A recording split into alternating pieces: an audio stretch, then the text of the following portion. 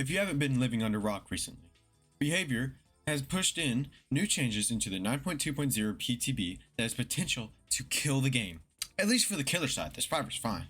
These changes, for those who don't know, included anti-tunneling, anti-slugging, nerf gen regressions, map buff for the survivors, and ghost notes, which is just more haste meta, more sprint burst, more life, more all that. With this video, I not only want to talk about, why these changes are bad for the game, but I also want to provide the solutions, because crying all day about something but having no solution doesn't get anyone, well, anywhere. So, starting with the anti-slugging. The anti-slugging was as bad as people said, with some minor tweaks such as Unbreakable being used once per bar filled and the base kit Tenacity being removed. I could see it as being fair. Now for the anti-tunneling, of course, this is the bad part or the worst part of the update. These changes, while knowable, not only punish killers for tunneling, but also punishes the killer for not tunneling. So the killer's in a lose scenario, no matter how you put it. I believe that if you can't have anti-tunneling and anti-slugging both at once, it's one or the other.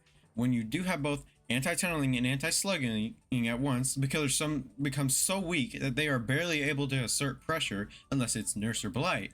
This forces killer to either lose every match or to play as Nurse or Blight, everyone's totally favorite killers to face and play as.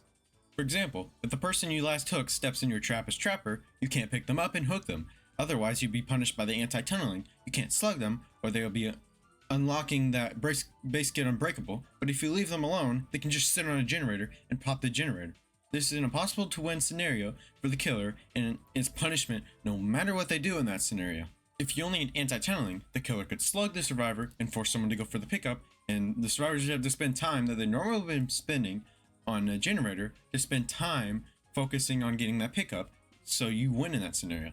If you only need anti-slugging, the killer could hook and get a hook at the same time, and force someone to go for the unhook, wasting time aim on generators. You see how having both anti-tunneling and anti-slugging fails, but having one at a time succeeds. Not only in this patch did Behavior send out these massive killer nerfs, but they also buff survivors too. In the anti-tunneling patches, the survivor is granted on unhook 30 seconds of elusive, endurance, 10% haste, survivor's auras, and a killer's auras in 32 meters. These are crazy buffs that the survivors don't really need in the early game, considering that's when the survivor is strongest. For the repair speed bonus that survivors get when they are tunneled out before 6 hooks, it's not that bad. Oh wow, they complete generators 25% faster, but they lose an entire teammate. The killer is still winning in this scenario. At least Behavior didn't entirely nerf killer to the ground. When the killer scores unique unhooks, they gain base kit Pop Goes the Weasel, base kit Barbecue and Chili, and 15 seconds of 10% haste. This is what changes should be instead of massive buff to survivors and massive nerfs to killers. What I think are the worst parts of anti-tunneling are the hiding of hook survivors on the HUD, and the blocks regression for hooking twice that causes a death, making the HUD invisible for 10 seconds after an unhook, and removing the loud noise effects grant survivors a free reset and the killer can't do anything about it. Unless, of course, they proxy camp the hook.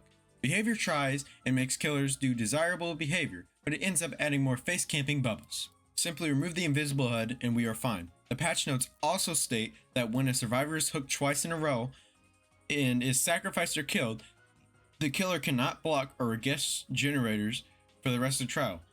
This is downright idiotic. As if you're the one generator with 2 hooks, the survivor can sacrifice themselves on the hook to grant the team a 25% repair speed bonus, while also blocking your ability to damage generators and ensuring the survivors win. You must be thinking, wow, that's some really bad changes. Though I did just get clickbaited on this video.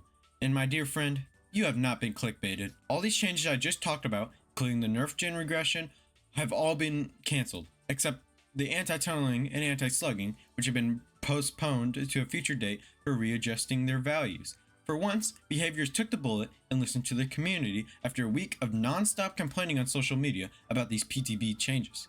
Had Behavior not listened to the community and pushed these changes to the live servers, the game would have been killed for the killers, pun intended. So yes, Behavior did just make the smartest decision for their game by choosing not to kill it. Except for the fact they butchered Myers, but it's Behavior. You gotta expect one bad thing from each chapter release. It's behavior. Of course they're gonna make something bad. Enough talking. Goodbye.